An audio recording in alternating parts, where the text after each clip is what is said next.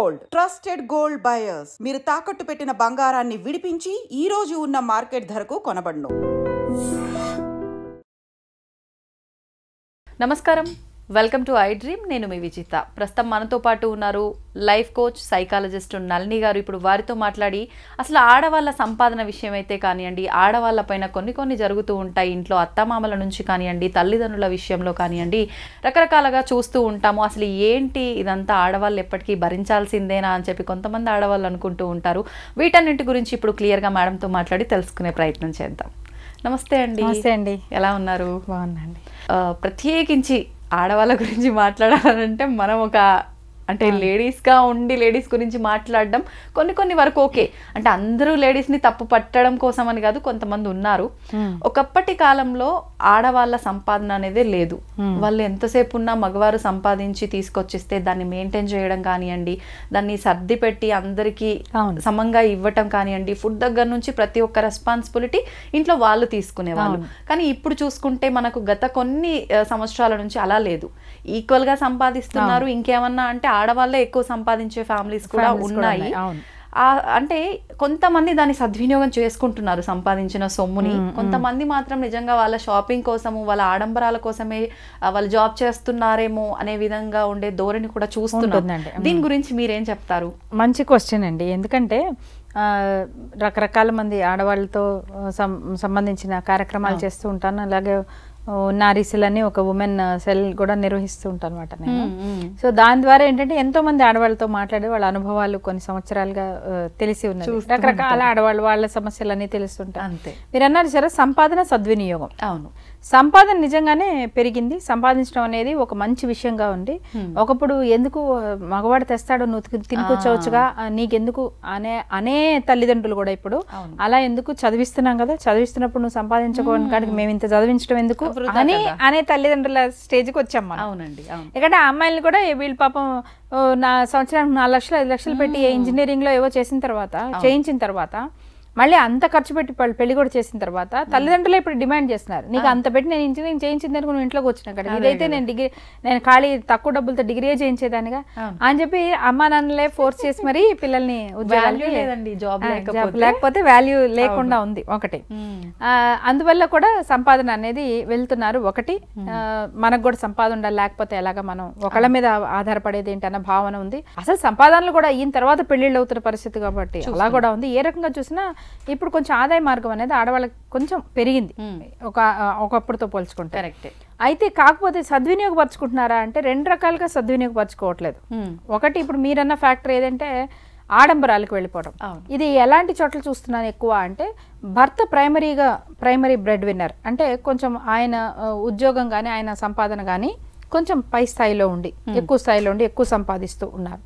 ఆడవాళ్ళు కూడా ఏంటంటే కాలక్షేపం, అంటే ఇంట్లో ఖాళీగా కూర్చొని మైండ్ పాడు చేసుకోవడం ఎందుకు, చదువుకు సద్వినియోగపరచుకునేలాగా ఏదో ఉద్యోగం చేసుకుందాం కదా అని అనుకున్నప్పుడు వాళ్ళు కొంత సంపాదిస్తారు. ఇప్పుడు వీళ్ళ జీతము ఆ భర్త జీతంతో పోలిస్తే అంత రేషియోలో అంత ఉండదు, దగ్గరగా ఉండదు. మేబీ సగం కంటే తక్కువగా కూడా ఉన్న సందర్భాలు ఉంటుంది. అప్పుడు వీళ్ళకి ఏంటంటే ఆ ఇంట్లో కాన్వర్సేషన్ ఎట్లా ఉంటుందంటే, ఏదో నువ్వు టైం పాస్ చేస్తున్నావు కాబట్టి నువ్వు చేస్తున్నావు, ఇప్పుడు నీ జీతం మీద ఇల్లు నడుస్తుందా ఏంటి అని హస్బెండ్ అనే పరిస్థితులు ఉన్నాయి. లేదు వీళ్ళు అనుకున్నా కూడా హస్బెండ్ ఏమి అనకపోయినా వీళ్ళంతటి వీళ్ళకి కూడా ఇప్పుడు వాళ్ళ అంత వస్తుంది, వాళ్ళు మేనేజ్ చేస్తారుగా, ఇప్పుడు నాది కూడా ఇవ్వాలా ఏంటి, నాకు వచ్చేదే ఇంత, ఇందులో కూడా ఇవ్వాలా అని ఇలా అన్ని రకాల మెంటాలిటీస్.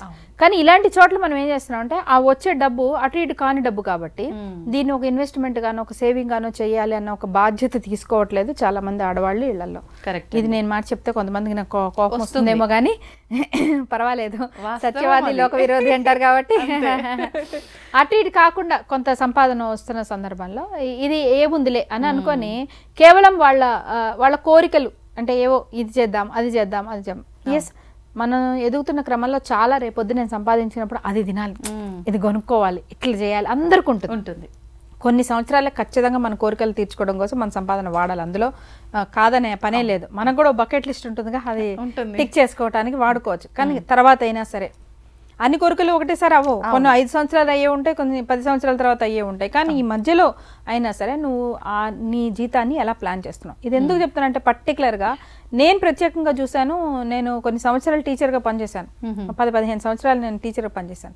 ఎప్పుడు చూసినా స్టాఫ్ రూమ్లో కాన్వర్జేషన్ ఏంటంటే 1వ తారీఖు వస్తుందన్న ముందు 20వ తారీఖు నుంచి ఒక రకమైన కాన్వర్జేషన్ ఏంటంటే నెక్స్ట్ ఈ వచ్చే జీతంతో ఏం చీరలు కొనాలి, లేకపోతే దానికి ఎక్కడ వర్క్ చేయించుకోవాలి, ఈ చీరకు ఆ వర్క్ చేయించుకోవాలి, అది చేసి అందరు ఆడవాళ్ళు ఇలా ఆలోచిస్తున్నారు నేను చెప్పడం లేదు.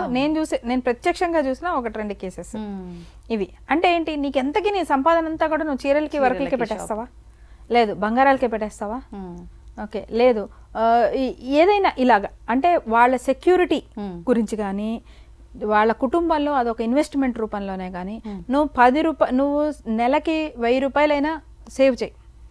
10 నెలలు అయితే 10,000 అవుతుందేమో, కానీ 5-6 సంవత్సరాలు అయ్యాక అది ఎంత అమౌంట్ అవుతుంది. అవును, పోస్ట్ ఆఫీస్లో మీకు అలాంటి ఎన్ని మంచి మంచి ప్లాన్స్ ఉన్నాయో, నెలకి 1500, నెలకి మీరు రోజుకు 100 రూపాయలు తీసి ఇలా పక్కన పెడుతూ ఉంటే రోజుకు 100 రూపాయలు అని పెట్టే విధంగా చేసుకొని నెలకింత చొప్పున పోస్ట్ ఆఫీస్లో చేస్తే అది మీకు ఒక 10 years అయ్యే టైంకి ఎంత మంచి అమౌంట్ అవుతుందో అది ఆడవాళ్ళ ఆరోగ్యానికి కానీ అప్పుడు వాళ్ళు కాలం కాటేసి వాళ్ళకి అనుకోని అన్యాయం ఏదైనా జరిగింది అనుకుందాం, ఆ రోజు నిలబడటానికి ఉపయోగపడదా ఆ డబ్బు?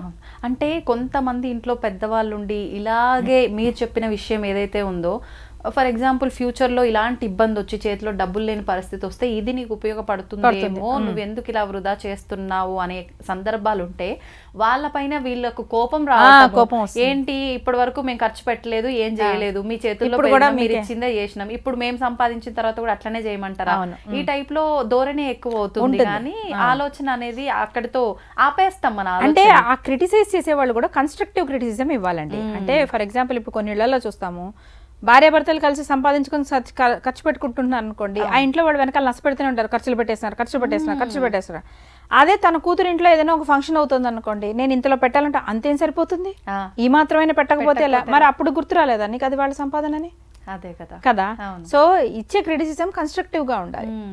ఏదైనా సరే 4 రోజులు వేసుకుంటే గుడ్డ 10 సార్లు వేసుకుంటే జరిగిపోయేదే. నువ్వు అప్పుడు దానికి ఇంత లేకపోతే ఎలాగా, అంత మాత్రం ఎలా కుదరదు అని నువ్వు నీ దగ్గర వాళ్ళు అడిగి పెట్టించుకుంటున్నప్పుడు మరి అప్పుడు వాళ్ళు వేసుకున్నప్పుడు వాళ్ళు కూడా అలాగే ఆలోచిస్తారు.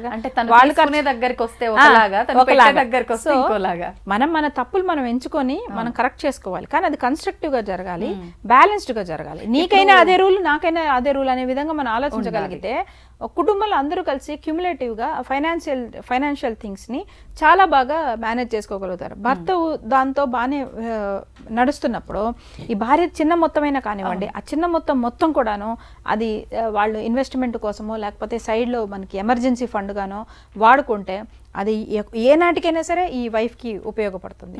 ఇది ఒక ప్రాబ్లం చూస్తున్నాము. లేదు నిజంగానే బాగా సంపాదిస్తున్న వాళ్ళు కూడాను ముందు నుంచి అసలు మొత్తం వాళ్ళని వాళ్ళు ఎంత టైట్ చేసేసుకుంటున్నారు అంటే ఎంత కాదని ఆడవాళ్ళ శరీరాలు మారుతూ ఉంటాయి. ఒక డెలివరీ తర్వాత 2 డెలివరీస్ తర్వాత లేదా 2 పిల్లల్ని చూసుకొని సాకాల్సిన పరిస్థితి వచ్చినప్పుడు ఒక్కొక్కసారి మేనేజ్ కాక బ్యాలెన్స్ కాక హార్మోనల్ చేంజెస్ వల్ల ఒక 35-36 వచ్చేటప్పుడు బాడీలో విపరీతమైన హార్మోనల్ చేంజెస్ అవి జరుగుతుంటాయి. అలాంటి టైంలో వాళ్ళు నిజంగానే 1 సంవత్సరం 2 సంవత్సరాలు వాళ్ళు బ్రేక్ తీసుకొని వాళ్ళ బాడీని మళ్ళీ వాళ్ళు సెట్ చేసుకోవాల్సిన పరిస్థితి వచ్చినా కూడాను అలాంటి టైంలో కూడా వాళ్ళు బ్రేక్ తీసుకోలేనంత ఫైనాన్షియల్ కమిట్మెంట్స్ వాళ్ళు చేసి పెట్టేసుకుంటున్నారు. ఈ ప్రాబ్లం కూడా నేను చూస్తున్నాను. ఇప్పుడు ఇందాక చెప్పింది వాళ్ళకి వాల్యూ లేకపోవడం ఒకటి, కానీ భర్త జీతము ఈఎంఐలకి వెళ్ళిపోతుంది, భార్య జీతము ఇంకో దానికి వెళ్ళిపోతుంది. ఎలాంటి పరిస్థితి అయిపోతుంది అంటే వాళ్ళు కొంచెం అసలు వాళ్ళ బాడీని సెట్ చేసుకోవడానికి వాళ్ళు బ్రేక్ తీసుకునే పరిస్థితి కూడా లేనంత విపరీతమైన ఇన్వెస్ట్మెంట్లు, విపరీతమైన ప్లాన్లు, విపరీతమైన వీటిలోనూ పెట్టుకుంటున్నారు. Always women should understand that me body మారుతూ ఉంటుంది. ఏదో టైంలో అది కొంచెం అలారం కొట్టి ఒక 6 నెలలు ఆగు, నువ్వు మళ్ళీ సెట్ చేసుకొని సిగ్నల్ ఇచ్చినప్పుడు నువ్వు అన్ని పక్కన పడేసి నీకంటే నువ్వు ఇంకోళ్ళు ఇంపార్టెంట్ కాదని పరిస్థితుల్లో ఉండగలిగే దానికి ఈ సెక్యూరిటీ ఫండ్ అనేది నువ్వు రెడీ చేసి పెట్టుకోగలగాలి. అవును మానేస్తానా, 6 నెలలు మానేస్తానా, 6 నెలలు అప్పుడు నేను కనీసం ఎంత ఇవ్వగలుగుతాను, ఈ సెక్యూరిటీ ఫండ్ నిన్ను నువ్వు అది నీకే సెక్యూరిటీ.